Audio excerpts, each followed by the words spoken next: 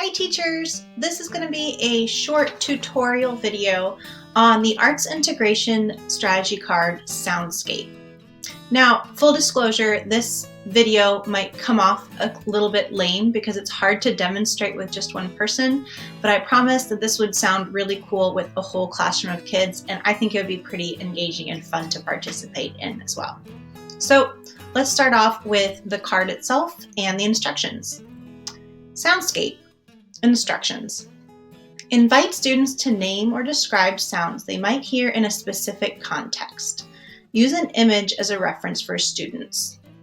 So what you're going to be doing is thinking about all the different sounds that occur in a certain location or context.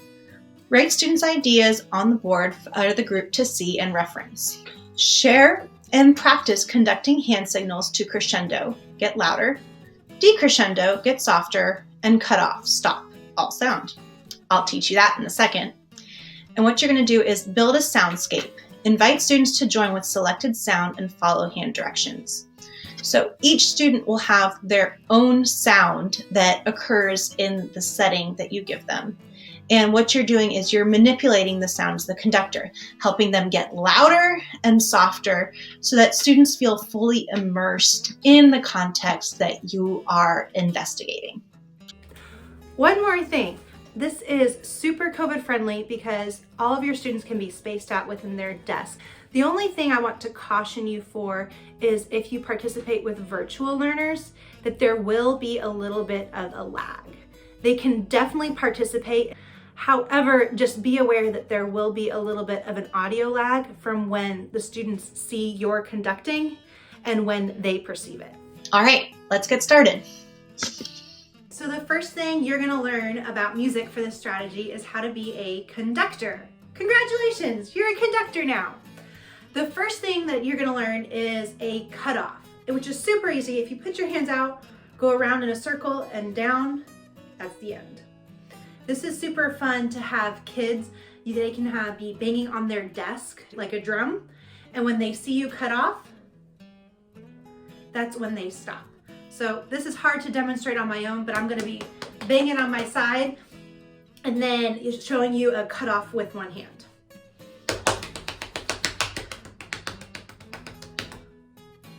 All right, you get the idea. Out and around is the end and sound stops. The other two important conducting cues you're going to learn is crescendo, which is to get louder, and decrescendo, which is to get softer. As your hands come up, volume comes up, and as your hands come down, volume comes down. Again, I'm going to try and demonstrate by whacking on my hip and moving my hands up and down to demonstrate the crescendo and decrescendo.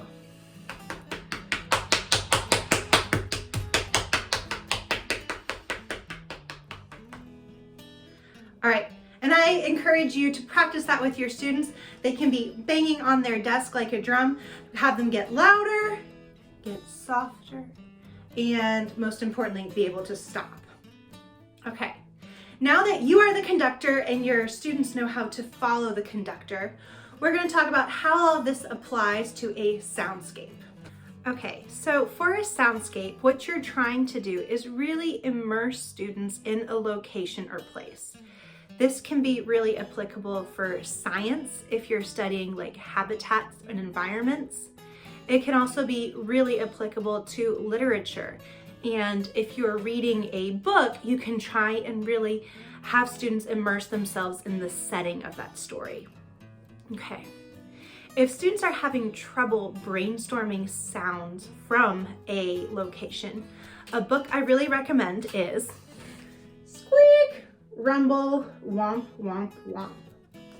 This is a great book by Wynton Marsalis, where he's a little boy who goes around his neighborhood and hears different sounds, like a truck goes by, rumble, or his faucet is leaking, bloop, bloop, bloop. If you ever want to borrow this book, you're welcome to it. Just let me know. Now, what you're doing is having students create all of those sounds for a specific location. For this example, we're going to use this creek or swampy area. And here's a picture. Go ahead and think to yourselves first, what sounds could you imagine in this location? What animals would you be hearing in this location? You might be hearing a frog, ribbit, ribbit, ribbit, or birds flying overhead. Cuckoo, cuckoo.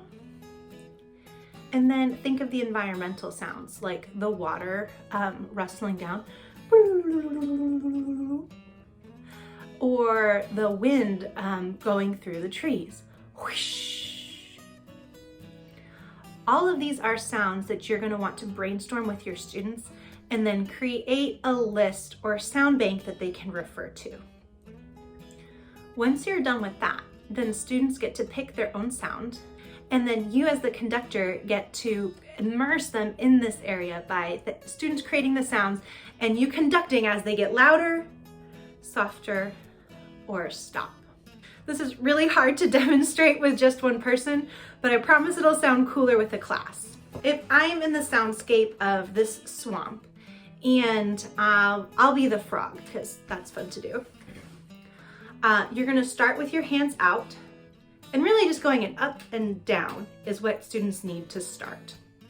So you're gonna start your class making their soundscape. You can control the volume, up and down, and stop. Here is a quick example of that. Feel free to pick a different song from this swampy soundscape and participate with me. Ribbit, ribbit, ribbit, ribbit, ribbit, ribbit, ribbit, ribbit, ribbit, ribbit, ribbit, ribbit, ribbit, ribbit, ribbit, ribbit, ribbit. Okay. Again, sorry that's kind of lame with just one person, but hopefully you get the idea. Now, I hope this is really applicable to so many different scenarios, both for little kids and the older students. And think about all the literature and science locations that you can apply this to. As always, if you have any questions on applying this arts integration strategy in your classroom, feel free to let me know, and I look forward to seeing the soundscapes you create. Bye, everyone.